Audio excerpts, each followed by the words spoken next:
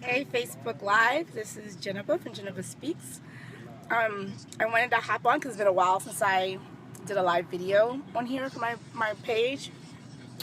And I wanted to talk about 2 days ago, Instagram, the social media site that was created to share photos, is a photo sharing social media site. It's since been purchased by Facebook, which this is on. They launched this thing called Instagram Stories, which essentially is Snapchat. And for those of you who don't know what Snapchat is, it's also a social media app, but it allows people to make quick little videos about whatever they want to do, and it disappears after 24 hours. And they can do like 10-second videos at a time. So a lot of celebrities are on there, a lot of people on there, but people are slowly navigating over to Snapchat. And it started by being used by young people who wanted to run away from Facebook because their grandmother and their moms and their aunts and all the old people are on Facebook. So they went to Snapchat. And so that was like the hip little source. They even left Instagram.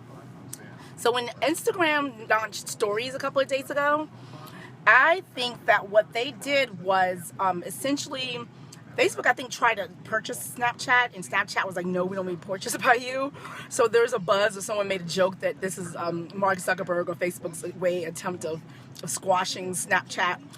And I think it's going to work. I had a tweet yesterday. I had a Twitter conversation with someone yesterday, and that person was saying that he didn't think that Instagram Stories would kill Snapchat. He thought that Instagram Stories was giving shine to Snapchat, and it's not going to succeed.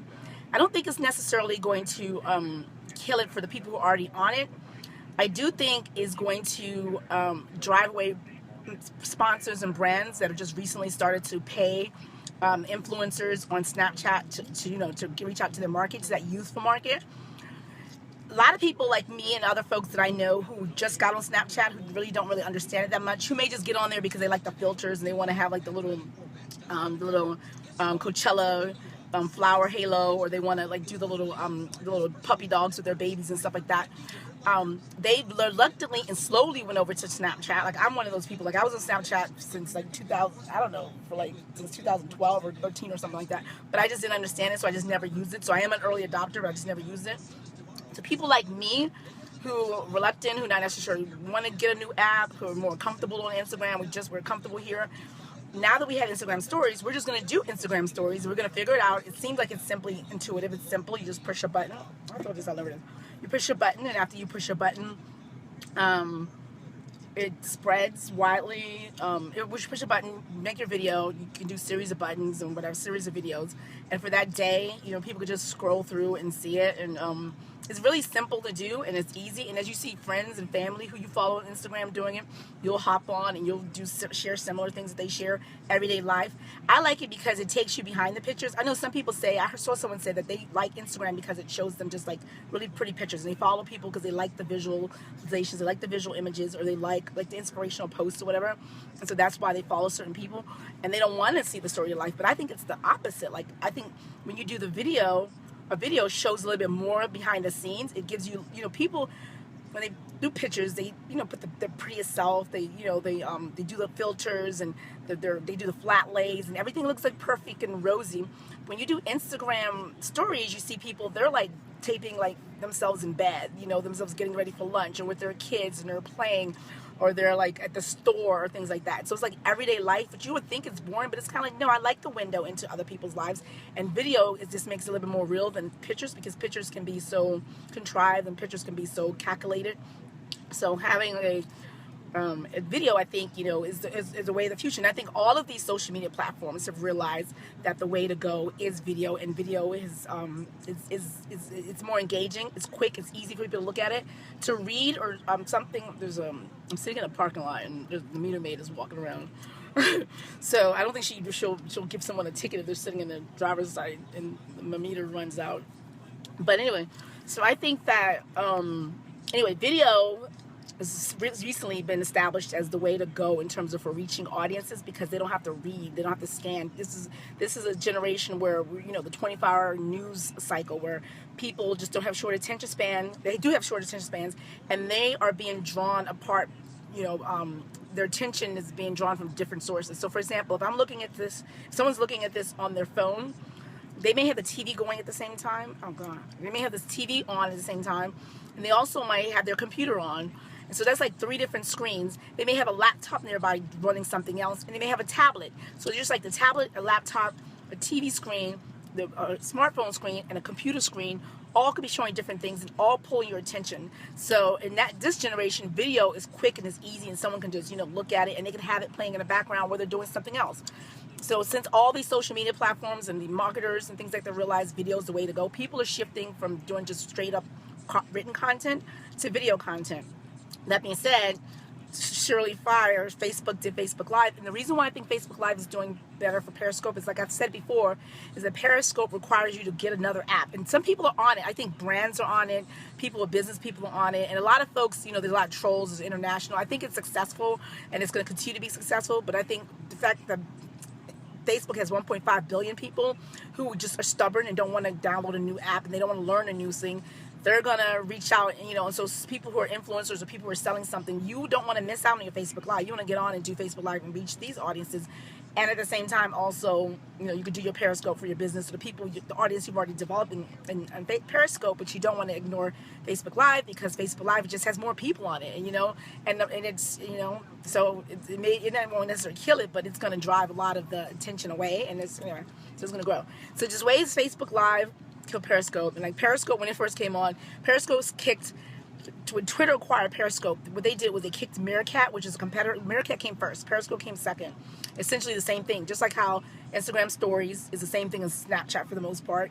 But Periscope beat Meerkat because Periscope was acquired by Twitter, and when it was acquired by Twitter, Twitter kicked Meerkat off their social graph. And social graph meant that you could no longer access it easily from your Twitter account. So it was like 2 or 3 more steps to get into Meerkat. And what that did essentially was just, made it more difficult. And people like seamlessness. They like, if I'm already on Twitter, they would just push a button and be able to see the Twitter videos. See the Periscope videos. And that is why Periscope was able to grow faster and quicker than Meerkat. And Twitter at that time already had the audiences. Naturally, it's, Meerkat's kind of like no one really talking about it anymore. It's kind of like it's an afterthought. Similarly, the way that Periscope killed Meerkat, I do think that Facebook Live is going to do something to Snapchat, because it's going to reach bigger audiences, and it does already reaches bigger audiences, and people are going to use it. For example, the first full day, I have a blog called Belly Edge Blog, and I have an Instagram account. So I follow all these different celebrities that have anywhere between 1.5 million to like 20 million followers.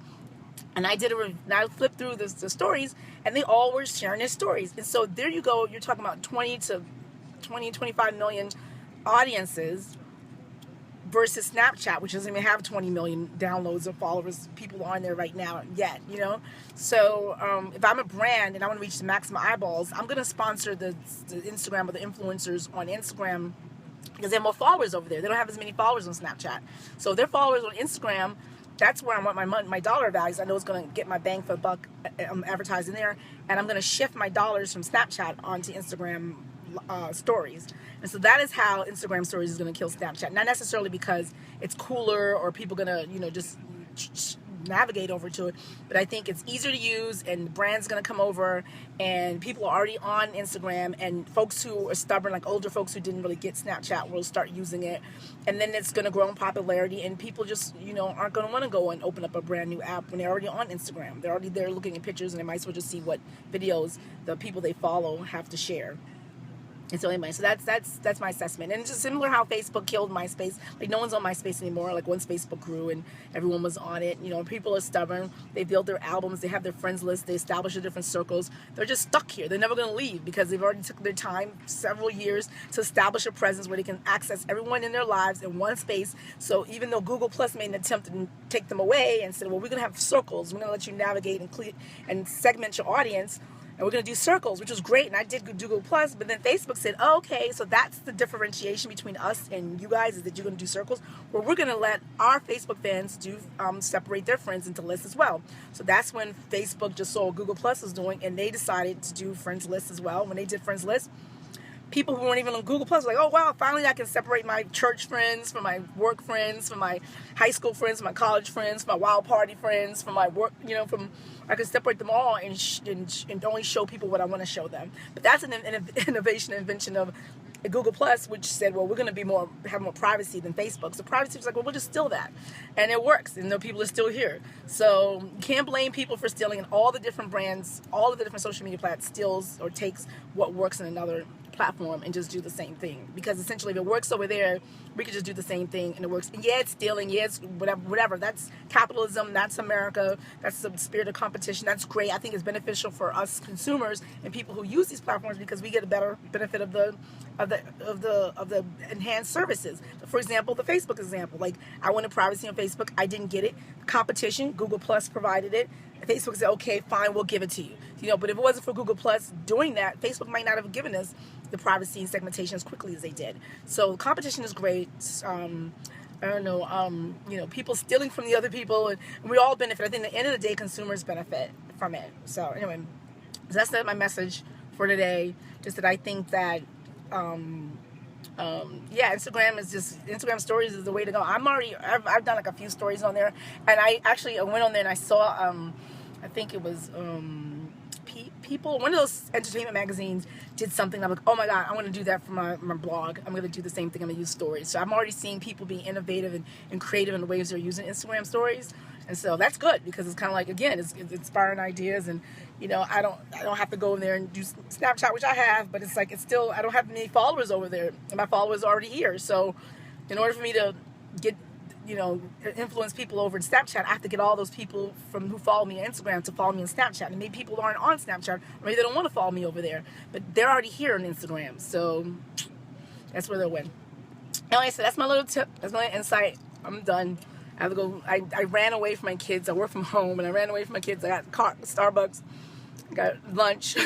Now I got to make sure they're okay and they eat and they're well fed. And I have a lot of work to do anyway. All right. Talk to you soon. Bye.